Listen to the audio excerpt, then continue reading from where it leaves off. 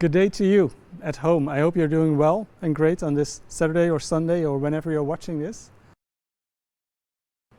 Today I'd like to share with you the story of my colleague Erwin. And the thing you need to know about Erwin is that he has two jobs. I work at Navigators, I have an office job, but Erwin also works at the hospital as a nurse. And the last couple of months he has been used and transferred to the intensive care unit to treat COVID-19 patients. And I asked Erwin, what is it like? What does it do to you? And Erwin told me, I've been working at the hospital for quite some years, and I've seen quite some pain and suffering, but this was really different. There was so much uncertainty, so much unknown, even with the medical staff, that there was a lot of fear of death, a lot of fear of the unknown.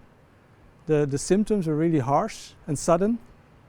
And he said, it got a hold on me. As a professional, as a nurse, I know what to do.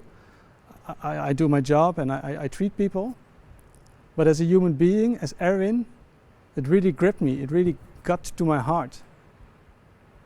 And he told me that one morning he went for a run at the beach. And that was the moment that everything came up. All the pain, all the sorrow, all the fear, all the frustration. And he had to cry, and he stood there on the beach. And he cried out to God, God, why are you not helping out? What is this? Why is this disease here? Don't you care that so many people have to die? And it was like there was a storm inside of him. And I can relate to that. I have these storms in my life as well, where God seems absent or far away or not listening or asleep. And usually they're not as intense as Erwin's story about COVID-19. But maybe you recognize it as well. Maybe you can relate to it as well. Storms in your life and God seems far away. Today I want to dive with you into the story of Jesus calming the storm. I will come back to Erwin's story later, but first I want to read scripture with you. Today we're going to look at the story of Jesus calming the storm. And in the next 10 minutes or so I will use 3 mega words to encourage you and to challenge you to put your trust in Jesus so that you will stand stronger in storms in your life. So let's read from Mark. Mark chapter 4, verse 35 to 41.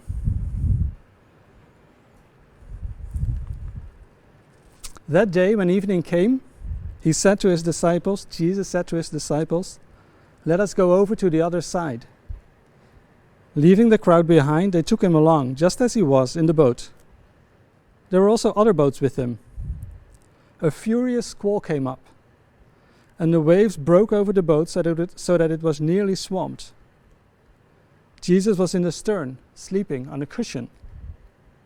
The disciples woke him and said to him, Teacher, don't you care if we drown? He got up, rebuked the wind and said to the waves, Quiet, be still. Then the wind died down and it was completely calm. And he said to his disciples, Why are you so afraid? Do you still have no faith? They were terrified and asked each other, Who is this? Even the winds and the waves obey him. Now, as I said, there are 3 mega words in this passage. If you read the Greek version, the Greek text, the word mega comes up 3 times. And mega, of course, means big or great. First of all, there was a furious squall, a big storm, a great storm. Secondly, in the Bible it says the water got completely calm. In Greek it says there was a great silence. And thirdly, the disciples were terrified. And in the Greek it says they had a great fear. So there was a mega storm, a mega silence, a mega fear. And it really was a big storm. You can imagine yourself being in a boat with these disciples on the lake of Galilee, and suddenly, like happens in those regions, there's a big storm coming. And the waves crash over the boat. People try to put the water out or I don't know, paddle away. And it doesn't help. And you're there with fishermen. Some of Jesus' disciples were fishermen. They have been on this lake for most of their lives, almost every day, in the same boats. And even they got scared. And even they didn't know what to do. And at some point they realized we can't do this alone. and they woke up Jesus. And they asked him that question, "Don't you care if we drown?" Amidst the mega storm, this was the question of the disciples. And then Jesus reacts. When the disciples ask this question, there is a reaction of Jesus. He wakes up, he calms the storm, and then there is a mega silence. But this was not the first silence. There was a silence before when Jesus was asleep. Amidst the storm, Jesus was sleeping on a cushion. That's an odd reaction. Jesus didn't respond the way they thought he would be. And when they woke him up, he didn't start pedaling or didn't help out. He stood and he calmed the storm. And if you look at the word care for, don't you care if we drown? This exact same word, the exact same Greek word comes back in another times in the New Testament. For example, in the story of Martha and Mary. Jesus is a guest at Martha's place and Mary's place. She is running around like crazy to serve him. And then she asks him, "Lord, don't you care that my sister is leaving all the work for me? Tell her to help me." And again, Jesus doesn't respond in a way people expect. He doesn't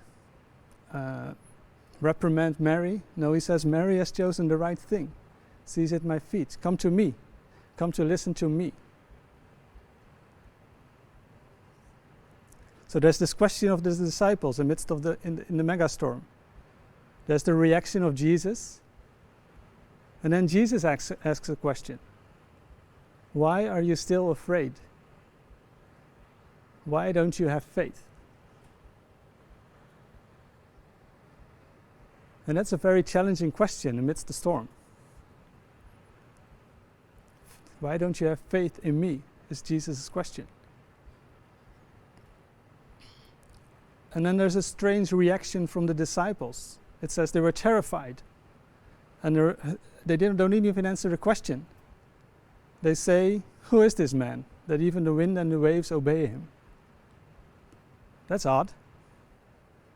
For some reason, they were with their minds, they were more with the storm and with the miracle than with Jesus himself. Jesus invites them to himself, to faith. And they say, like, "Who is this man who did this miracle? Who is this man who calms this storm?" Jesus invites them to shift their focus from the storm to himself. And they don't get it. They don't get that Jesus does care and that he wants to save and help, but in his own way and on his own terms, even if he seems to be silent and asleep. Another verse where the word care for, the Greek word care for, comes back is 1 Peter 5 verse 7, where it says, "Cast all your anxieties on him, because he cares for you." That's a powerful verse. Jesus asks for faith because he cares. And maybe at this point you're asking, like, but am I not allowed to fear? Am I not allowed to wake up Jesus and call out to him? Do I have to have faith all the time? I don't have faith all the time. And I can relate to that as well, because it was a struggle for me as well when I prepared this sermon. It is a really challenging question from Jesus.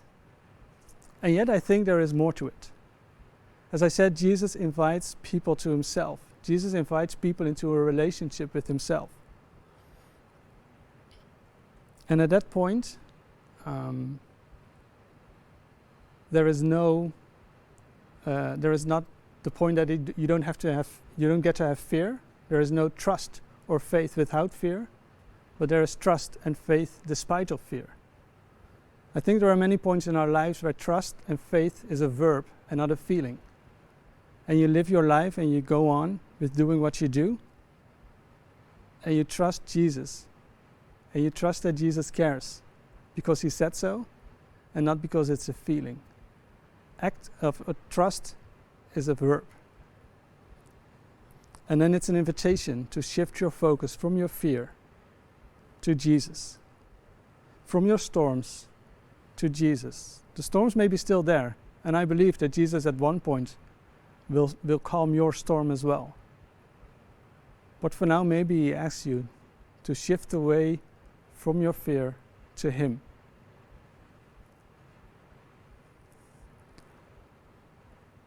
And that's what Erwin heard as well. After he cried out on the beach to God, God showed him that he cared in a very special and surprising way.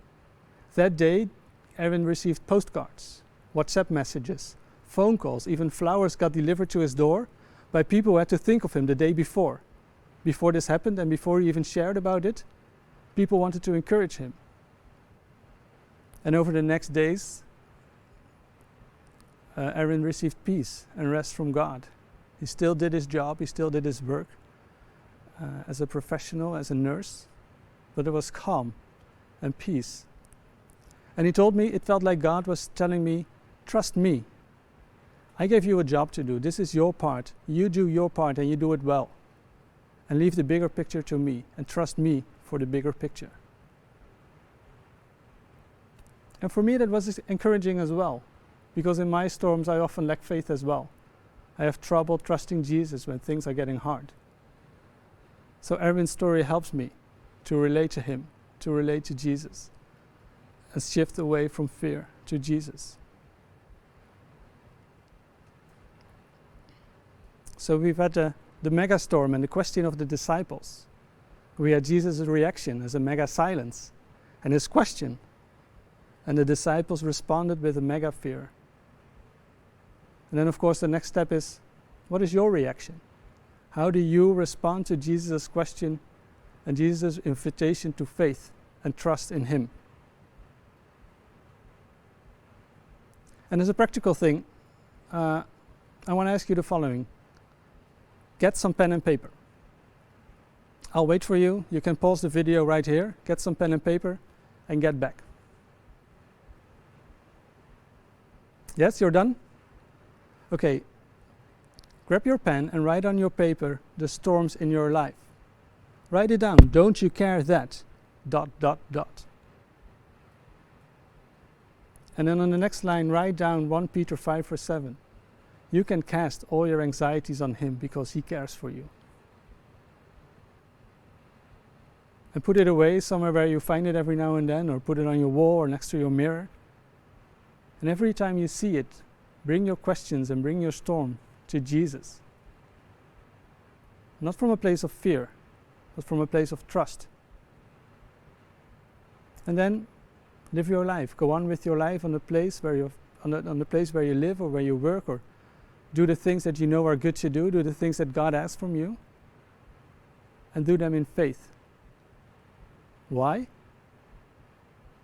Because even when Jesus seems asleep amidst the storm, he cares. I'd like to pray with you. God, we thank you that you are near. We thank you that you are there in our storms, in our questions. And the funny thing to me is that even when Martha and the disciples asked this question, they asked the question to you.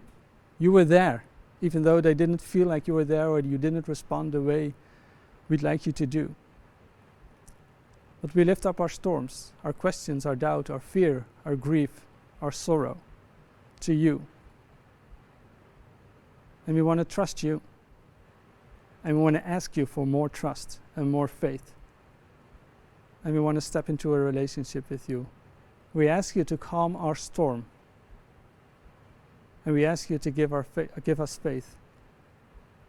Thank you for what you do. Thank you that you are mighty and powerful, that you are the Son of God, that you in the end, at one point, will calm all storms. And we praise you for that.